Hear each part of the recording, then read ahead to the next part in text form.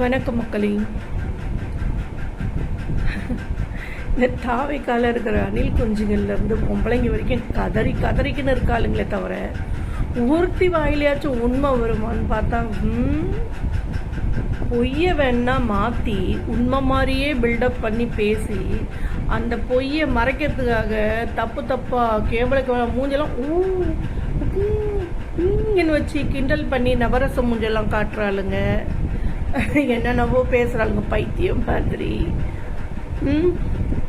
அதுக்கப்புறம் ஏதாவது நம்ம நல்லது சொல்ல வந்தால் மிரட்டுறாங்க எல்லாரையும்.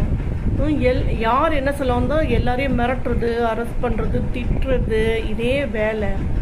ஒரு லேடிஸுங்களுன்னு கூட பார்க்காம பொம்பளைங்களை மிரட்டுற அளவுக்கு இந்த தாவைக்காலில் இருக்க அணில் குஞ்சுங்களுக்கு தைரியத்தை யார் கொடுத்தது? இந்த கட்சியில் இருக்கிறவங்க. ஒரு பெண்களை நீ மரியாதை இல்லாமல் பேசுறதோ, உன் கட்சியில் உங்கள் அண்ணனுக்கு சப்போர்ட் பண்ணி தேவையில்லாமல் பேசுறதோ இதெல்லாம் வெக்கமா இல்லையா? இந்த அணில் குஞ்சுங்களை தான், தாவைக்கால தான் கேட்குறேன்.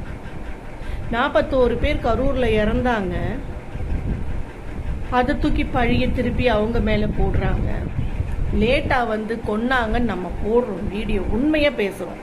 அந்த உண்மையை, அதாவது உலகத்தில் எல்லாரும் அழிஞ்சிட்டு விஜய் மட்டும் இருந்தா அணில் குஞ்சுங்க பார்த்து இப்படி ரசிச்சே காலம் தள்ளிடுவானுங்க போல இருக்கு. என்ன இது நம்ம சொல்றோன்ட்டு 41 பேர் கொன்னவன் ஒன்றும் பிரச்சனை இல்லை, உன்னை கொல்றதுக்கு வராரு எங்க அண்ணன்றானுங்க. ஒருத்தன் கமாண்ட்ல பாருங்க, என்னோட இதுல என்னை கொல்றதுக்கு தைரியம் இருக்கா? என்னை கொன்னா உங்களுக்கு என்ன லாபம்?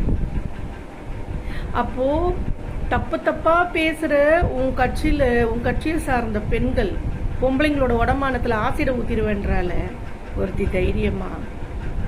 ஒருத்தி அந்த கரூர்ல ஒரு குழந்தை இறந்ததுக்கு உதயநிதி தான் காரணம்னு சொல்லிட்டு செட்டிங் போட்டிங்க இல்லை. கடைசியில் பார்த்தா அவளே போது ஷோல்டரில் சாஞ்சின்னு எல்லா வேலையும் பண்ணியிருக்கா.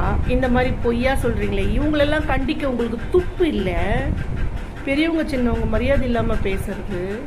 எனக்கு கமெண்டில் ஒரு ஆள் கேட்டிருக்காங்க, கரூரில் கொண்டவங்களா உன்னை கொல்றதுக்கு எங்கள் அண்ணன் வராருன்னு.